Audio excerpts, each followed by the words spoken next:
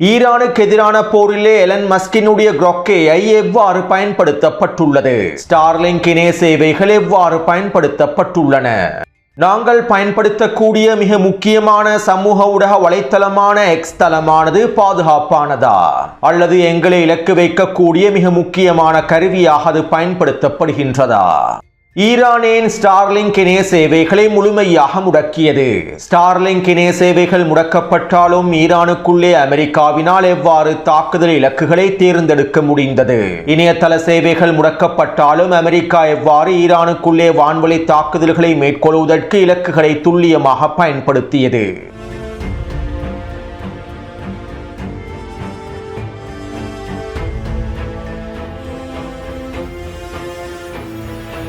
கடந்த ஜூன் மாதம் 11ஆம் திகதி டொனால்ட் ட்ரம்ப் ஈரானுக்கு எதிரான இறுதி மிரட்டல்களை வெளியிட்டிருந்தார். இன்றிரவு அமெரிக்கா ஈரானை மிகவும் கடுமையாக தாக்கப் போகின்றது.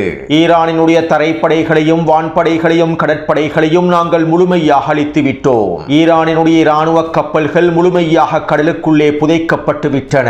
ஈரானினுடைய ராடர் கருவிகள், வான் பாதுகாப்பு அமைப்புகள் என அனைத்தையும் நாங்கள் தரைமட்டமாக்கிவிட்டோம். மேலும் ஈரான் அமெரிக்காவின் நிபந்தனைகளுக்கு முழுமையாக கட்டுப்பட்டு ஒப்பந்தத்தை முடிக்காவிட்டால் ஈரானுக்கு எதிரான அடுத்த கட்ட உச்ச தாக்குதல்களையும் நாங்கள் மேற்கொள்வோம் என டொனால்ட் ட்ரம்ப் ஈரானுக்கு எதிரான மிரட்டல்களை வெளியிட்டிருந்தார். டொனால்ட் ட்ரம்பினுடைய இந்த மிரட்டல்களை தொடர்ந்து ஈரான் ஒரு தனித்துவமான மிரட்டல் எச்சரிக்கை ஒன்றை வெளியிட்டிருந்தது. டொனால்ட் ட்ரம்ப் ஈரானுக்குள்ளே அடுத்த கட்ட தாக்குதல்களை மேற்கொள்வாராக இருந்தால், ஈரானுக்குள்ளே மீண்டும் தாக்குதல்களை விரிவுபடுத்துவாராக இருந்தால், நாங்கள் மத்திய கிழக்கு பிராந்தியத்தில் இருக்கக்கூடிய எலன் மஸ்கின் சொத்துக்களை இலக்கு வைத்து தாக்குதல்களை மேற்கொள்வோம். எலன் மஸ்கினுடைய நிறுவனங்களோடு சம்பந்தப்பட்டிருக்கக்கூடிய அனைத்து தரப்புகளையும் இலக்கு வைத்து உச்ச பதிலடி தாக்குதல்களை மேற்கொள்வோம் என ஈரானிய தரப்பினர்கள் மிரட்டல்களை வெளியிட்டிருந்தார்கள். 40 நாட்களாக ஈரானுக்கு எதிராக மோதல்கள் உச்சக்கட்ட அளவில் விரிவடைந்து வரக்கூடிய சந்தர்ப்பத்திலும் ஈரானிய தலைமைகள் இது போன்றதொரு மிரட்டலை வெளியிட்டிருக்கவில்லை. மேலும் இவ்வாறு ஈரானிய தலைமைகள் வெளியிட்ட மிரட்டலை தொடர்ந்து ஒரு வாரத்திற்குள்ளேயே ஈரானுக்கும் அமெரிக்காவுக்கும் இடையிலான புரிந்துணர்வு ஒப்பந்தம் எட்டப்பட்டது.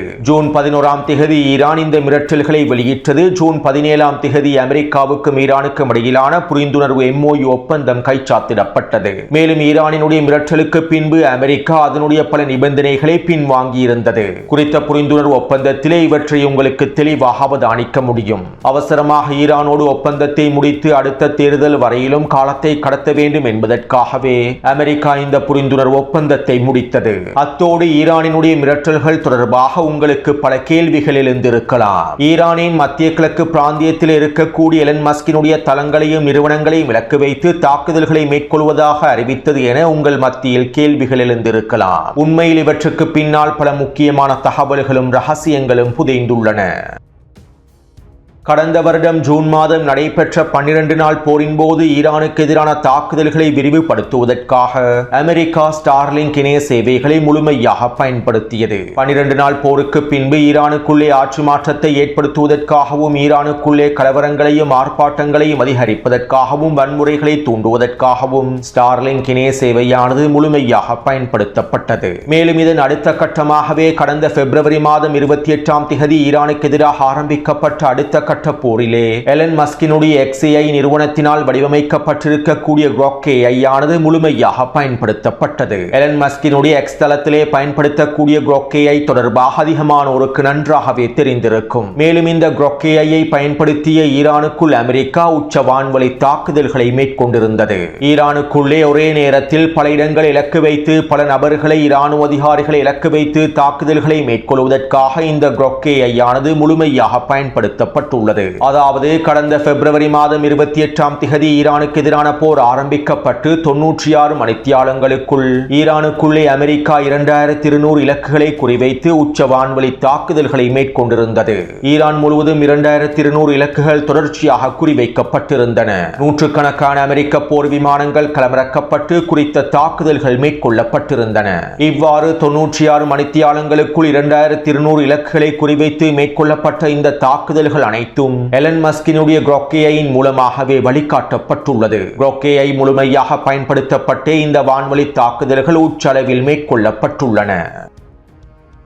இன்னும் தெளிவாக குறிப்பிடுவதாக இருந்தால் ஈரானுக்குள்ளே யாரை இலக்கு வைத்து தாக்குதல்களை மேற்கொள்ள வேண்டும், எங்கு தாக்குதல்களை மேற்கொள்ள வேண்டும், எவ்வாறு தாக்குதல்களை மேற்கொள்ள வேண்டும், எந்த பிரதேசத்திலே எந்நேரத்தில் எவ்வாறு தாக்குதல்களை மேற்கொள்ள வேண்டும் என அனைத்து தகவல்களையும் குரோக்கேயே ஒருங்கிணைத்து வழங்கியுள்ளது. ஈரானினுடைய எந்தெந்த இராணுவ சோதனை சாவடிகள் இலக்கு வைக்கப்பட வேண்டும், எந்த இராணுவ தளபதிகள் இலக்கு வைக்கப்பட வேண்டும், அவர்கள் எங்கிருக்கின்றார்கள், எவ்வாறு செயற்படுகின்றார்கள், எந்த இடத்தில் மறைந்திருக்கின்றார்கள் என அனைத்து தகவல்களையும் ஒருங்கிணைப்பதற்கு குரோக்கேயை பயன்படுத்தப்பட்டு தாக்குதல்கள் மேற்கொள்ளப்பட்டுள்ளன. ஈரானுக்கு எதிரான போர் ஆரம்பிக்கப்பட்டு 96 மணித்தியாலங்களுக்குள் ஈரானுக்குள் இருக்கக்கூடிய மிக முக்கியமான உள்கட்டமைப்புகள் சிதைக்கப்பட்டன. குறிப்பாக ஈரானுக்குள் இருக்கக்கூடிய மிக முக்கியமான மிகப்பெரிய விளையாட்டு மைதானங்களும் சிதைக்கப்பட்டன. மினாபிலே பாடசாலை ஒன்றை இலக்கு வைத்தும் தாக்குதல் மேற்கொள்ளப்பட்டது. இந்த தாக்குதலிலே 168க்கும் அதிகமான மாணவர்களும் மாணவிகளும் படுகொலை செய்யப்பட்டார்கள். மேலும் அமெரிக்காவினுடைய இந்த தாக்குதல்கள் அனைத்திற்கும் பின்னால் எலன் மஸ்கினுடைய குரோக்கேயே காணப்படுகின்றது. அதாவது டேட்டாக்கள் என்கின்ற தரவுகளும் AI தொழில்நுட்பமும் தற்போதைய போர்க்களத்தினுடைய மிக முக்கியமான பங்காளிகளாக மாறிவிட்டார்கள். 2000ஆம் ஆண்டு தொடக்கம் 2017ஆம் ஆண்டு வரையில் தரவுகளே மிக முக்கியமான பங்காளிகளாக இருந்தார்கள். இருப்பினும் மனிதனால் கோடிக்கணக்கான தரவுகளை ஒருங்கிணைத்து தீர்வுகளை பெற முடியவில்லை. கோடிக்கணக்கான தரவுகளை ஒன்றிணைத்து அவசரமாக தொடர்புகளையும் பெற்றுக்கொள்ள முடியவில்லை. ஆனால் செயற்கை நுண்ணறிவு என்கின்ற AI-னுடைய வளர்ச்சியை தொடர்ந்து இவை அனைத்து முழுமையாக வேகமாக ஒருங்கிணைக்கப்பட்டன. இதனால் தற்போதைய போர்க்களத்தில் டேட்டாக்கள் என்கின்ற தரவுகளும் AI தொழில்நுட்பமும் மிக முக்கியமான பங்காளிகளாகவே இருக்கின்றார்கள். கடந்த 2017ஆம் ஆண்டு மார்ச் மாதம் விக்கிலீக்ஸ் கோப்புகளில் வோல்ட் 7 என்கின்ற கோப்புகள் வெளியிடப்பட்டிருந்தன. இதிலே கிட்டத்தட்ட 9000க்கும் அதிகமான கோப்புகள் அம்பலப்படுத்தப்பட்டிருந்தன. இலத்திரனியல் உபகரணங்களை, டிஜிட்டல் கருவிகளை எவ்வாறு CIA உளவு பிரிவானது பயன்படுத்துகின்றது என்பது தொடர்பாக பல தகவல்கள் அம்பலப்படுத்தப்பட்டிருந்தன. நவீன தொழில்நுட்பத்தை பயன்படுத்தி எவ்வாறு கண்காணிப்பு நடவடிக்கைகளை மேற்கொள்வது தொடர்பாகவும் அவற்றை ஆயுதங்களாக பயன்படுத்துவது தொடர்பாகவும் CIA பயன்படுத்தக்கூடிய நவீன தொழில்நுட்ப ஆயுதங்கள் தொடர்பாகவும் குறிப்பிடப்பட்டிருந்தன. இதிலே வீப்பிங் ஏஞ்சல் என்கின்ற தொழில்நுட்பம் ஸ்மார்ட் தொலைக்காட்சிகளை கட்டுப்படுத்துவதற்கும் ஸ்மார்ட் தொலைக்காட்சிகள் மூலமாக கண்காணிப்பு நடவடிக்கைகளை மேற்கொள்வதற்கும் அவை மூலமாக தகவல்களை பெறுவதற்குமான வேலை திட்டங்களுக்கு பயன்படுத்தப்பட்டுள்ளது. அதே போன்று ஹைவ் என்கின்ற தொழில்நுட்ப கருவியானது தொலைபேசிகளில் பயன்படுத்தக்கூடிய மென்பொருட்களையும் வைஃபை ரவுட்டர்களை கட்டுப்படுத்தக்கூடிய அவற்றின் மூலமாக தகவல்களை பெற்றுக்கொள்ளக்கூடிய கருவியாக பயன்படுத்தப்பட்டுள்ளது. அதே போன்று வாகனங்களில் பயன்படுத்தக்கூடிய இலத்திரனியல் உபகரணங்களை கண்காணிப்பதற்காகவும் அவற்றை ஹேக்கிங் செய்வதற்காகவும் ரிமோட் வெஹிக்கிள் ஹைஜேக்கிங் கருவிகள் பயன்படுத்தப்பட்டுள்ளன. இதன் மூலமாக வாகனங்களிலே பொருத்தப்பட்டிருக்கக்கூடிய இலத்திரனியல் உபகரணங்களை பயன்படுத்தி பல நபர்களை கண்காணிப்பதற்கும் அவர்களை இலக்கு வைப்பதற்கும் பயன்படுத்தப்பட்டுள்ளன. மேலும் ஸ்மார்ட் போன்களை, தொலைபேசிகளை ஆரம்ப கட்ட கண்காணிப்பு கருவிகளாக பயன்படுத்துவதற்கான பல கண்காணிப்பு மென்பொருட்களையும் CIA பயன்படுத்தியுள்ளது. இவை அனைத்தும் 2017ஆம் ஆண்டுகளுக்கு முற்பட்ட காலத்தில் கண்காணிப்புக்காகவும் தரவுகளை பெற்றுக் கொள்வதற்காகவும் CIA உளவு பிரிவும் அதனோடு இணைந்திருக்கக்கூடிய மொசாட் மற்றும் ஏனைய உளவு பிரிவுகளும் பயன்படுத்தியுள்ளன. அத்தோடு 2017ஆம் ஆண்டுகளுக்கு பின்பு கண்காணிப்பு நடவடிக்கைகள் பல வழிகளில் மேம்படுத்தப்பட்டுள்ளன.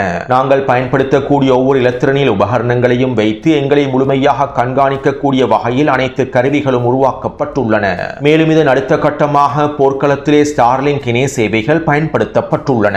தற்போது இணையதளம் என்பது அனைவருக்கும் மிகவும் அத்தியாவசிய தேவையாக மாறிவிட்டது. இப்படியான நிலைமையில் அனைவருக்கும் அனைத்து பிரதேசங்களுக்கும் இணையதளத்தை வழங்கும் நோக்கத்தோடு உருவாக்கப்பட்டதே ஸ்டார்லிங்க் இணைய சேவையாகும். மோசமான இணைய இணைப்புகள் இருக்கக்கூடிய பிரதேசங்களிலும் ஸ்டார்லிங்கை பயன்படுத்தி இலகுவாக இணைய சேவைகளை மேற்கொள்ள முடியும் என்கின்ற வகையிலேயே ஸ்டார்லிங்க் இணைய சேவை உருவாக்கப்பட்டது. உலகம் முழுவதும் இருக்கக்கூடிய பயனாளர்களுக்கு எந்தவிதமான தடையும் இல்லாமல் இணையதளத்தை பயன்படுத்துவதற்காக உருவாக்கப்பட்டிருக்கக்கூடிய ஒரு சர்வ நிவாரணி என்றே ஸ்டார்லிங்க் இணைய சேவைகள் காட்சிப்படுத்தப்படுகின்றன.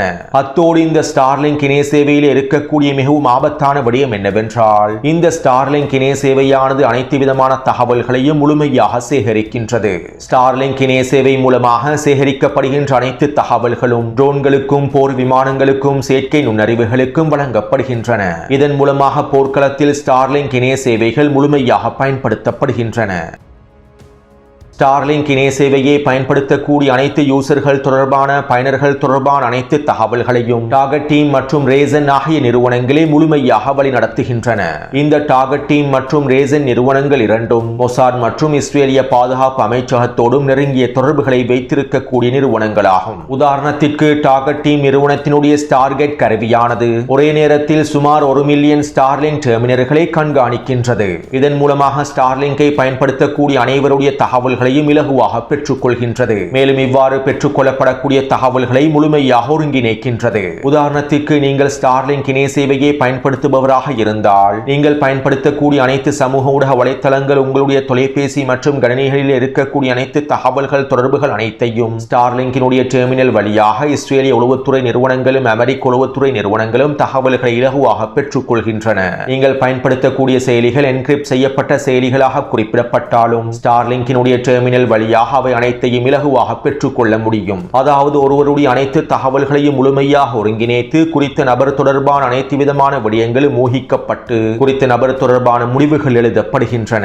மேலும் அவர் மீதான கண்காணிப்பும் தொடர்ச்சியாக மேற்கொள்ளப்படுகின்றது. ஒரு நாட்டுக்குள்ளே குறைந்தது 100 ஸ்டார்லிங்க் முனையங்கள் கொண்டு வரப்பட்டால் அந்த நாட்டுக்குள்ளே இருக்கக்கூடிய இராணுவ தளங்கள் தொடர்பான தகவல்களையும் இராணுவ அதிகாரிகள் தொடர்பான தகவல்களையும் ரகசியமான அனைத்து தகவல்களையும் முழுமையாக பெற்றுக் கொள்ள முடியும். அதாவது குறித்த நாட்டில் இருக்கக்கூடிய முக்கியமான தளபதிகளும் தலைமை அதிகாரிகளும் ஸ்டார்லிங்க் இணைய சேவைகளை பயன்படுத்தாவிட்டாலும் யாராவது ஒரு கீழ்மட்ட அதிகாரி இராணுவ சிப்பாய் ஒருவர் ஸ்டார்லிங்க் இணைய சேவையை பயன்படுத்துபவராக இருந்தால் அல்லது அவருடைய தொலைபேசியில் ஸ்டார்லிங்க் இணைய சேவை மறைமுகமாக தொடர்பு படுத்தப்படுமாக இருந்தால் குறித்தோர் இராணுவ அதிகாரியை பயன்படுத்தி ஒட்டுமொத்த இராணுவ தளபதிகளுடைய இராணுவ ரகசியங்கள் அனைத்தையும் முழுமையாக பெற்றுக் கொள்ள முடியும். மேலும் ஸ்டார்லிங்க் இணைய சேவைகள் மூலமாக பயன்படுத்தக்கூடிய சமூக ஊடக வலைத்தளங்களையும் ஒருங்கிணைத்து கண்காணிப்பு நடவடிக்கைகளை மேற்கொள்ள முடியும்.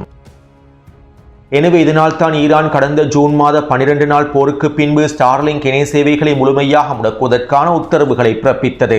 மேலும் ஈரான் இந்த உத்தரவுகளை பிறப்பிக்கும் சந்தர்ப்பத்தில் ஈரானுக்குள்ளே கிட்டத்தட்ட 16,000க்கும் அதிகமான ஸ்டார்லிங்க் முனையங்கள் களமிறக்கப்பட்டிருந்ததாகவும் தெரிவிக்கப்பட்டது. மேலும் இதன் மூலமாக ஈரானுக்குள்ளே இருக்கக்கூடிய வாகன சிசிடிவி கேமராக்கள் கூட முழுமையாக கட்டுப்படுத்தப்பட்டு கண்காணிக்கப்பட்டிருந்தன. ஸ்டார்லிங்க் இணைய சேவையை பயன்படுத்தி அனைத்து விதமான இலத்திரனியல் உபகரணங்களும் கண்காணிப்பு கருவிகளாக பயன்படுத்த ஈரானிய அதிகாரிகள் தளபதிகள் முக்கியமான தலைமைகள் உட்பட அனைவரையும் கண்காணிப்பதற்காக ஸ்டார்லிங்க் இணைய சேவை முழுமையாக பயன்படுத்தப்பட்டது. இதனால் தான் ஈரான் ஸ்டார்லிங்க் முனையங்களை முழுமையாக முடக்குவதற்கும் இணைய சேவைகளை தடை விதிப்பதற்குமான வேலை திட்டங்களை மேற்கொண்டது. கடந்த வருடம் ஜூலை மாதத்திலிருந்து ஜனவரி மாதம் வரையில் கிட்டத்தட்ட 10,000க்கும் அதிகமான ஸ்டார்லிங்க் முனையங்களை ஈரான் முழுமையாக அழித்து நொறுக்கியது. ஈரானுக்குள்ளே கடத்தப்பட்டிருந்த பல ஸ்டார்லிங்க் தொடர்பு சாதனங்களையும் ஈரான் முழுமையாக கைப்பற்றியது. இப்படியான நிலைமையிலேயே கடந்த பிப்ரவரி மாதம் 28ஆம் தேதி ஆரம்பிக்கப்பட்ட ஈரானுக்கு எதிரான போரின் போது எலன் மஸ்கினுடைய Grok AI ஆனது பயன்படுத்தப்பட்டது. அதாவது அமெரிக்க பாதுகாப்பு அமைச்சகமான பென்டகனினுடைய ரகசிய சேவைகளுக்குள் எலன் மஸ்கினுடைய Grok AI ஆனது ஒருங்கிணைக்கப்பட்டது. அமெரிக்காவினுடைய பாதுகாப்பு அமைச்சகம் Grok AI ஒரு மிக முக்கியமான ஆயுதமாக பயன்படுத்துவதற்கு ஒப்புக்கொண்டது.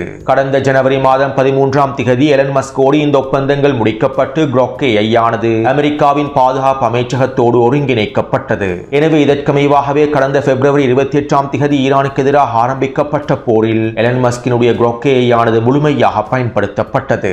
அதாவது நாங்கள் பயன்படுத்தக்கூடிய சமூக ஊடக வலைத்தளமான X தளத்தோடு இந்த Grok AI ஆனது இணைக்கப்பட்டுள்ளது.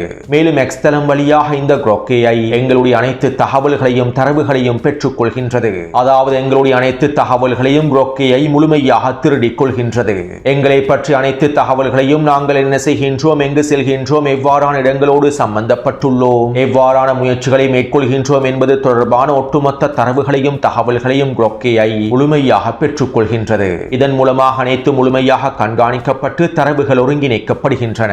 அத்தோடு ஈரானுக்குள்ளே இணையதளம் முடக்கப்பட்டாலும் ஸ்டார்லிங்க் இணைய சேவைகள் முடக்கப்பட்டாலும் இணையதளம் முடக்கப்படுவதற்கு முன்பு பெற்றுக் கொள்ளப்பட்டிருக்கக்கூடிய அனைத்து தகவல்களையும் பயன்படுத்தி Grok AI ஆனது தாக்குதல்களை மேற்கொள்ளக்கூடிய இலக்குகளை முழுமையாக கணிக்கின்றது. ஈரானின் அமெரிக்காவினுடைய மிக முக்கியமான தளபதிகளும் அதிகாரிகளும் எக்ஸ் தளத்தை பயன்படுத்தியுள்ளார்கள். மேலும் இவர்கள் தொடர்பான அனைத்து தகவல்களையும் எக்ஸ் தளத்தின் மூலமாக குரோக்கேயை பெற்றுக் கொள்கின்றது. பிறகு ஈரானுக்குள்ள இணையதளம் முடக்கப்பட்டாலும் குரோக்கேயை ஆனது இந்த தகவல்களை ஸ்டார்லிங்க் இணைய சேவைகளோடு பகிர்ந்து கொள்கின்றது. இதனால் ஸ்டார்லிங்க் இணைய சேவைகள் ஈரானுக்குள்ளே முடக்கப்பட்டாலும் குரோக்கேயினுடைய தகவல்களை பயன்படுத்தி அமெரிக்காவினால் ஈரானுக்குள்ளே தொடர்ச்சியான வான்வழி தாக்குதல்களையும் மேற்கொள்ள முடிகின்றது. இவ்வாறு தான் ஈரானுக்கு எதிரான போர் ஆரம்பிக்கப்பட்டு 96 மணித்தியாலங்களுக்குள் குரோக்கேயை மூலமாக ஒருங்கிணைக்கப்பட்ட தகவல்களை பயன்படுத்தி 2200க்கும் அதிகமான இலக்குகளை குறிவைத்து தாக்குதல்களை அமெரிக்கா மேற்கொண்டிருந்தது. இந்த தாக்குதல்கள் அனைத்தும் குரோக்கேயின் மூலமாக ஒருங்கிணைக்கப்பட்ட தாக்குதல்களாகும். நாங்கள் பயன்படுத்தக்கூடிய எக்ஸ் தளத்தின் மூலமாகவே குரோக்கேயை அனைத்து விதமான தகவல்களையும் பெற்றுக் கொள்கின்றது.